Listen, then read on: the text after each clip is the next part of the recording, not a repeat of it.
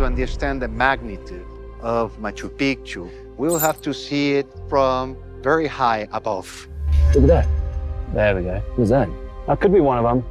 Yeah, it looks like it's on a bit of a terrace. What we don't see is that 60% is underground. They told us Machu Picchu was a palace in the clouds. They told us it was a temple for the sun, or a fortress to hide from terrifying enemies. For over 100 years, that was the story. Machu Picchu is the most impressive living testimony of Inca civilization. It's absolutely breathtaking. But now, scientists have uncovered something that forced experts to reconsider everything. Hidden deep within the site was evidence of a purpose far older and far more calculated than anyone imagined. In the most simple terms, what are we looking for, feature-wise, that might be from before the Inca? And curiously, it wasn't the first time someone suspected it. Declassified documents show even Nazi researchers came here during World War II, convinced the site held secrets lost to modern civilization. They may have been right. Machu Picchu wasn't built here by chance. It was built because of something buried beneath it. The impossible city in the clouds. In 1911, an ambitious American explorer named Hiram Bingham set out on an expedition into the Peruvian Andes. Bingham was a Yale professor with a passion for adventure and history. An American explorer named Hiram Bingham. He was Indiana Jones. He was 6'4", he looked like a Hollywood idol. He was a man obsessed with this mission. And he was driven by the romantic quest to find the last refuge of the Inca Empire. Historical records suggested that when Spanish conquistadors conquered Cusco in the 16th century, surviving Inca nobles fled into the remote jungles and mountains. Their stronghold, known as Vilcabamba, became legendary as the site of the Incas' final resistance before they were crushed in 1572. Bingham arrived in Cusco with the backing of Yale University and the National Geographic Society, determined to track down this lost city. He heard rumors from locals about overgrown ruins hidden high above the Urubamba River. Villagers spoke of ancient terraces and stone walls, but to outsiders, these were dismissed as local myths. Guided by Quechua farmers and a young boy from the area, Bingham climbed through dense vegetation and steep mountain trails. The journey was brutal. Hot, humid jungle at the base gave way to cold mountain ridges, slippery paths, and cliffs that seemed to rise forever. Bingham was not expecting to find anything significant that day. His focus was Vilcabamba, and Machu Picchu was not on his map. Yet as he reached a narrow ridge nearly 2,430 meters above sea level, the forest suddenly broke, and what he saw stopped him in his tracks. Hidden by centuries of overgrowth were towering stone terraces, temples, staircases, and plazas, built with the kind of precision that defined Inca engineering. It wasn't a scattered ruin or a handful of stone huts. It was an entire city in the clouds, untouched since the fall of the empire.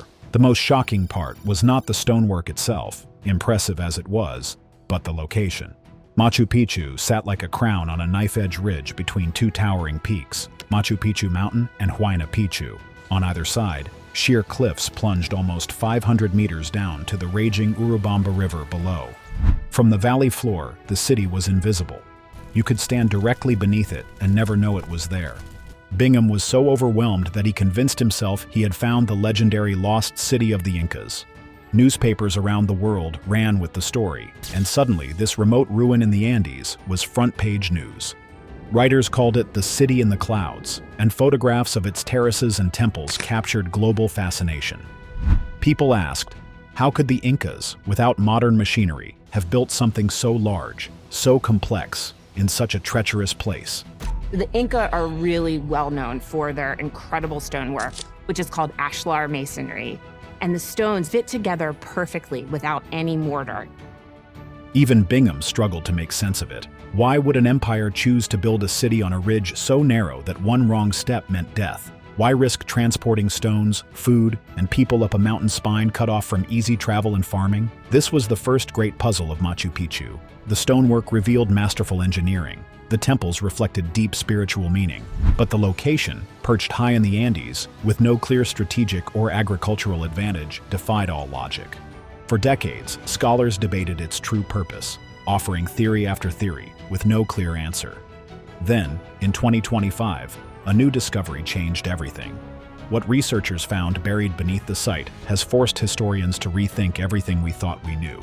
Machu Picchu, it turns out, wasn't built where it was by accident, and the reason why has left experts stunned. But before that discovery surfaced, the search for meaning had taken many strange turns. The official theories of scholars.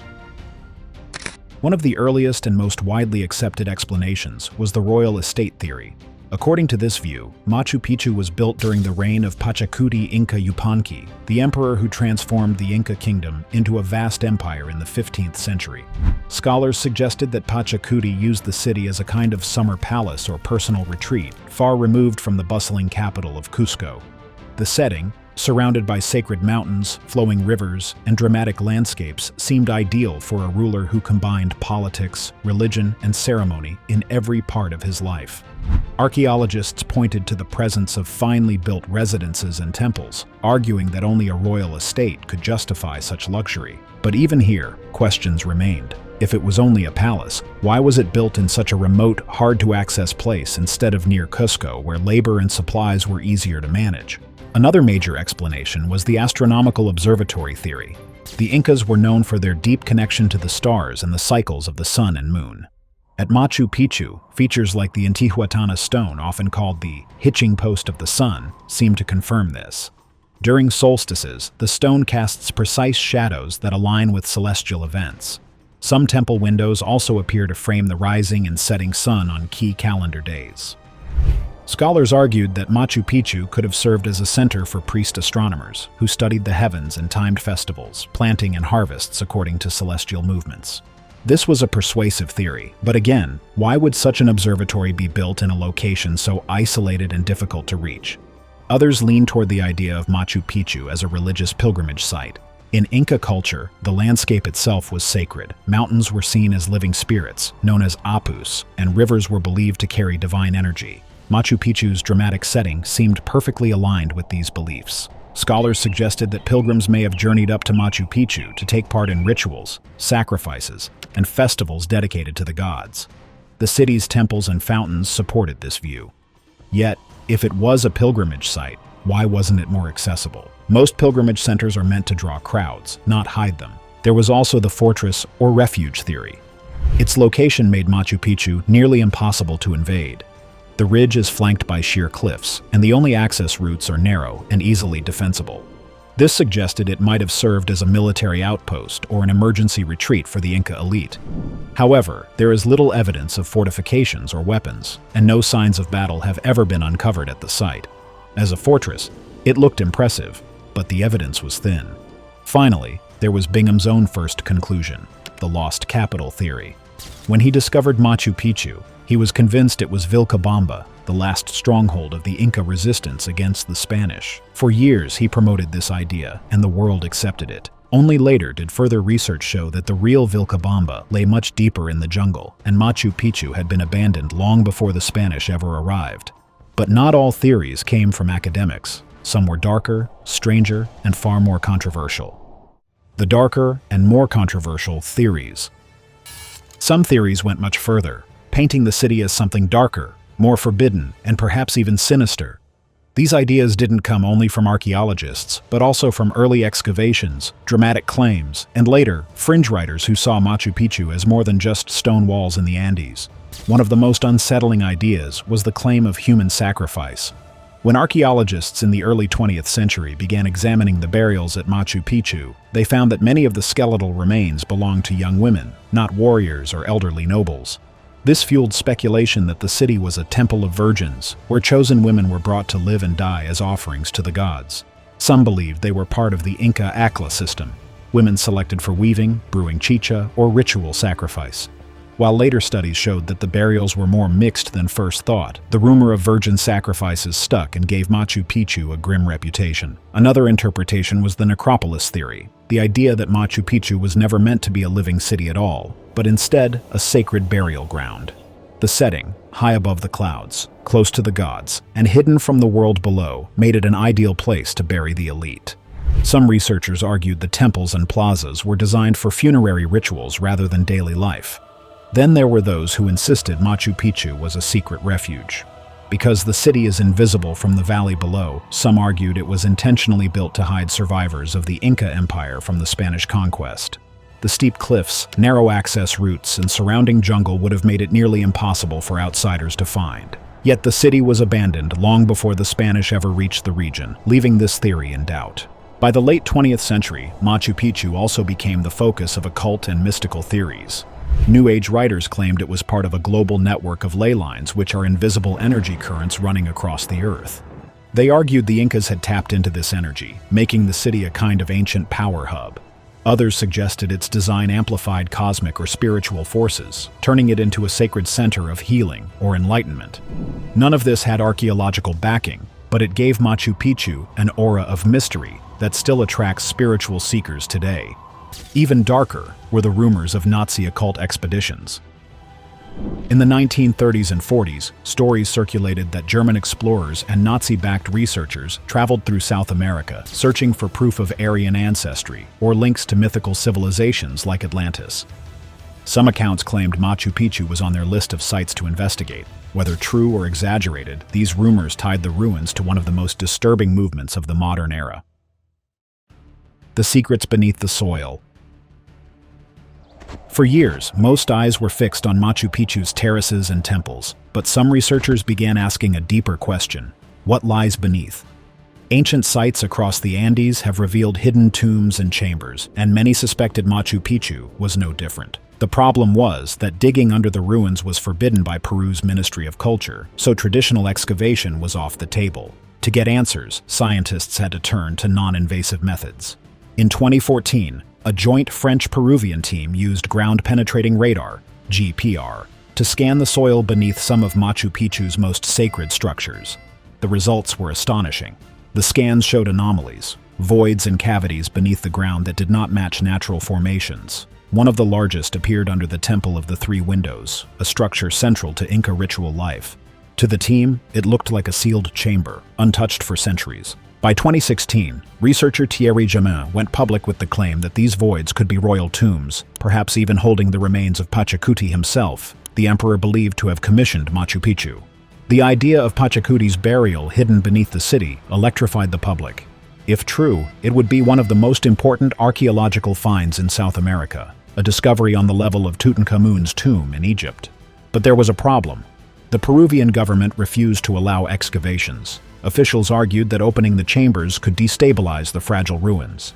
Critics accused them of secrecy and questioned whether the state was hiding something too valuable to expose. For years, the debate raged. Were these just natural fissures in the bedrock, or was Machu Picchu sitting on a hidden royal necropolis?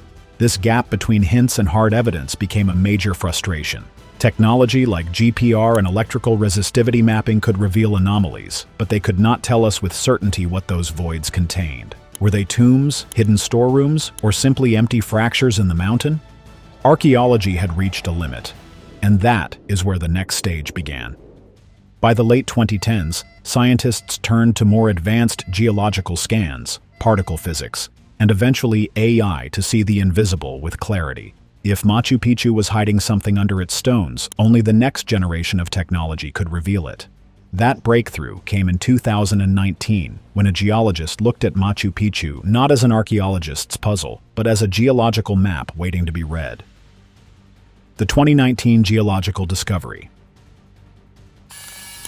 In 2019, Brazilian geologist Rualdo Menegat looked at Machu Picchu with a different lens. He started with rock. He gathered satellite images, mapped lineaments, long surface cracks you can see from above, and then walked the site to check where those cracks matched real fractures in the granite. He compared these fracture maps with the city plan: temples, terraces, stairways, fountains, and walls. What he found changed the conversation. Machu Picchu sits on the crossing of two major fault systems. One set of faults trends northeast to southwest. The other trends northwest to southeast.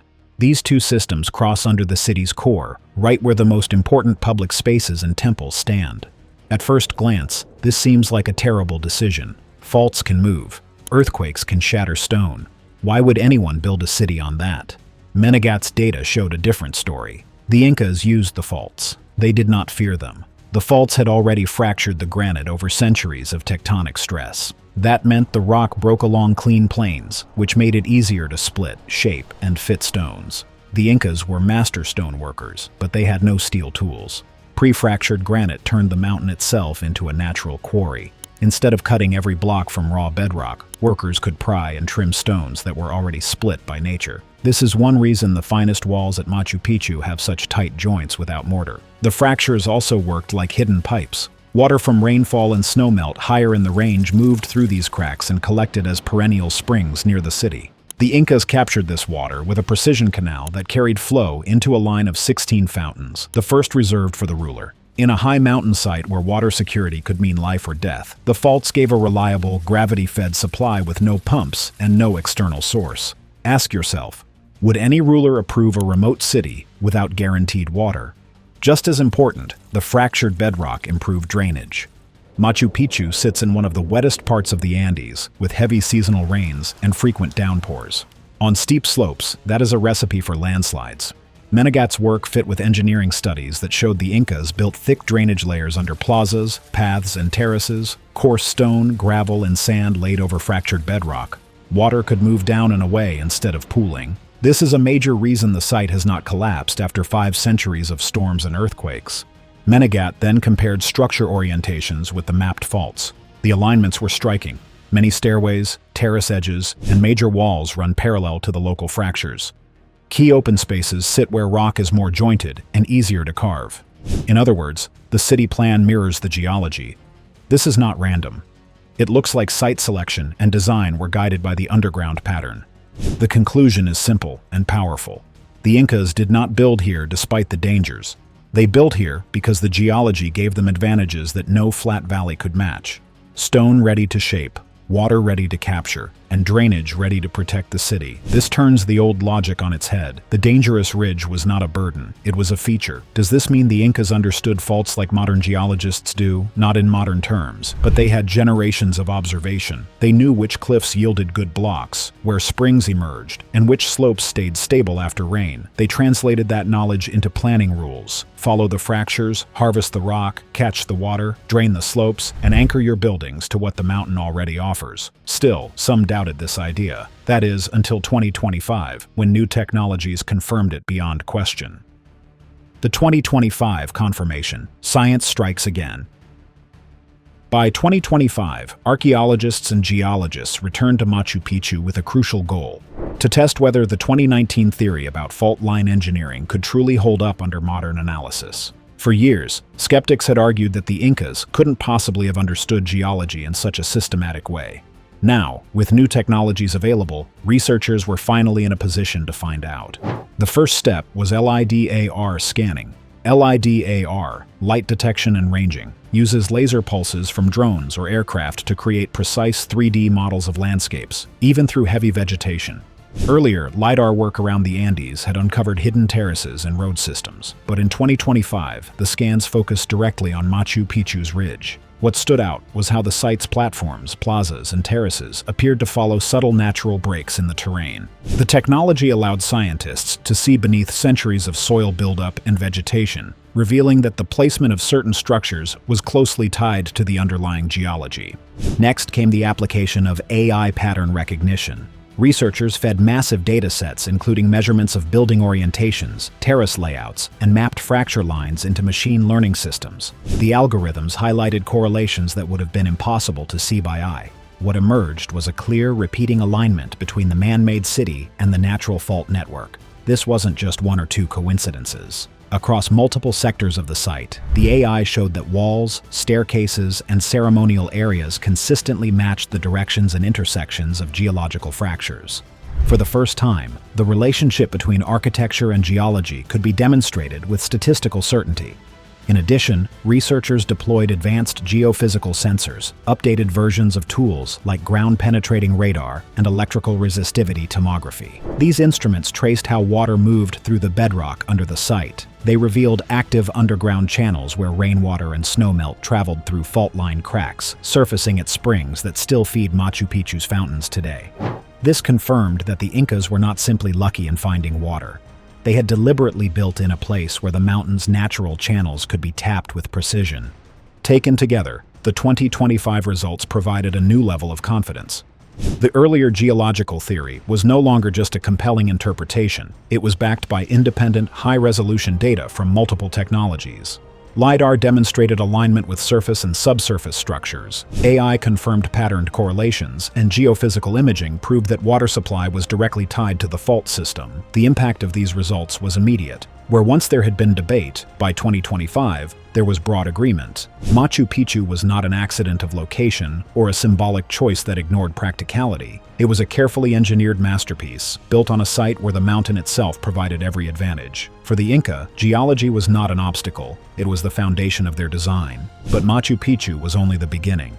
Once scientists saw this, they realized it was part of a much bigger pattern. A hidden blueprint across the empire.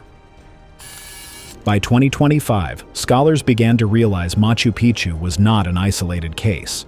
The same methods applied at other Inca sites showed a repeating pattern.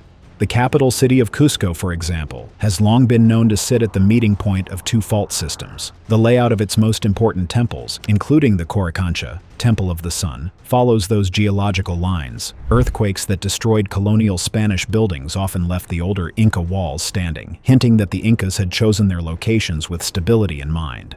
At Ollantaytambo, the massive terraces and fortress walls rise from a valley where natural fractures create both strong building stone and abundant water channels.